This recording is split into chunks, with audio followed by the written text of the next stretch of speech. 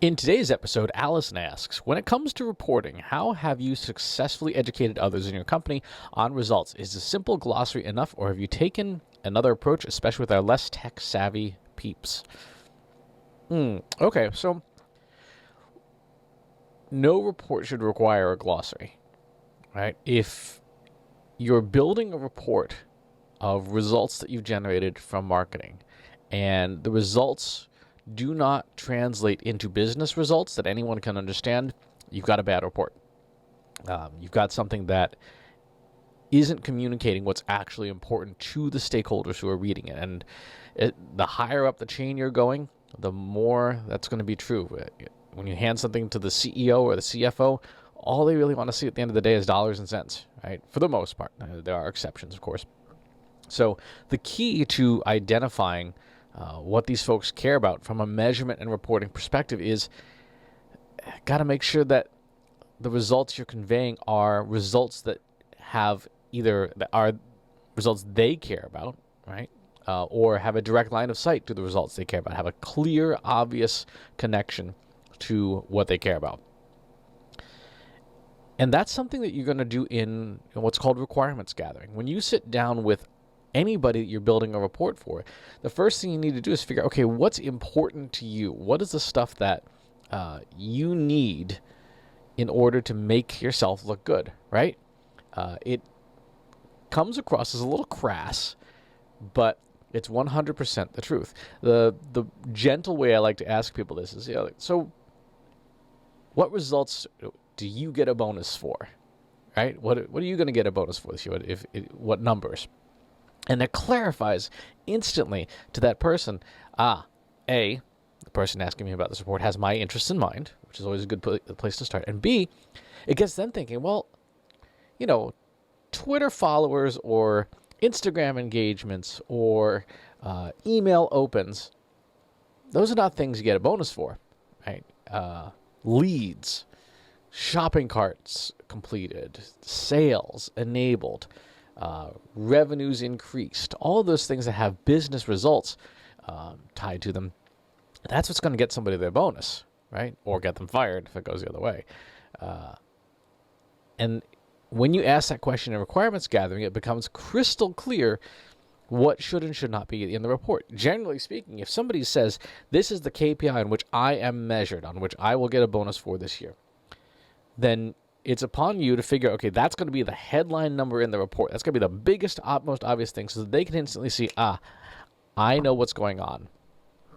And then, after that, you have the measures and metrics that contribute directly to that. So if somebody is measured on marketing qualified leads, the number that immediately precedes that in your marketing operations funnel is typically like prospects, right? If you look at your standard marketing funnel.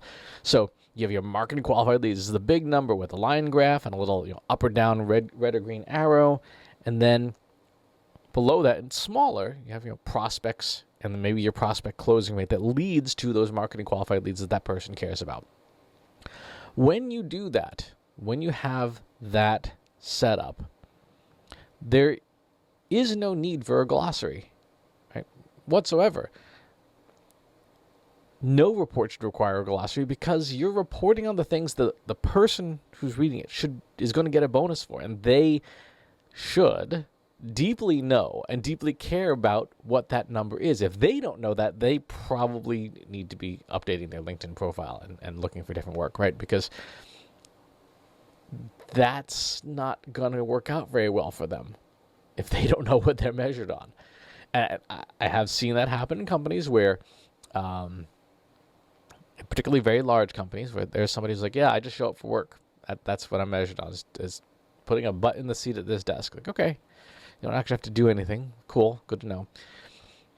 But at most smaller organizations and functional large organizations, everybody is measured on something. Even if it's not a great thing to be measured on, at least they're measured on something, and that's how you build a report.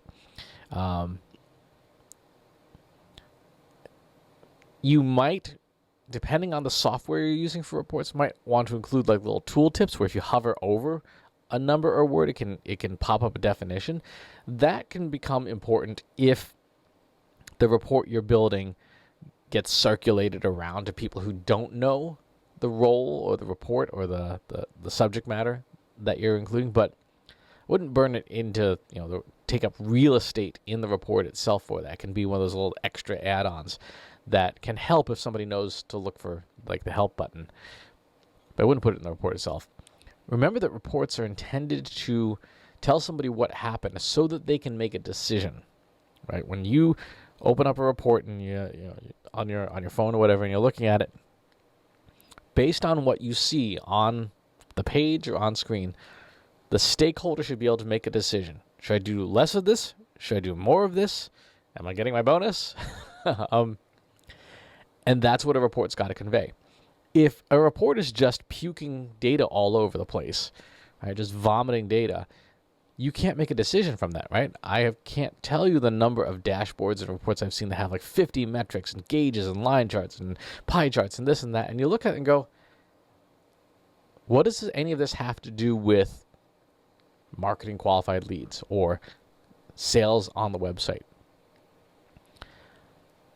You can always build a secondary report that has ancillary metrics that may or may not answer the question of whether this person's getting their bonus or not.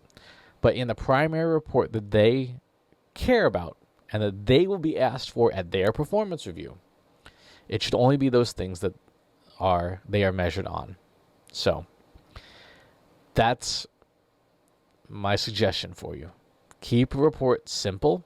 Keep a report focused like a laser beam on only the things that a person's going to get a bonus on. And if you do that, most of the time you're not going to need a glossary. You're not going to need any explanation at all, because the person will see that and go, I know exactly what this report's telling me. I'm not getting my bonus. Right? If you have follow-up questions, leave them in the comments box below. Subscribe to the YouTube channel and the newsletter. I'll talk to you soon. Take care. Want help solving your company's data, analytics, and digital marketing problems? Visit trustinsights.ai today and let us know how we can help you.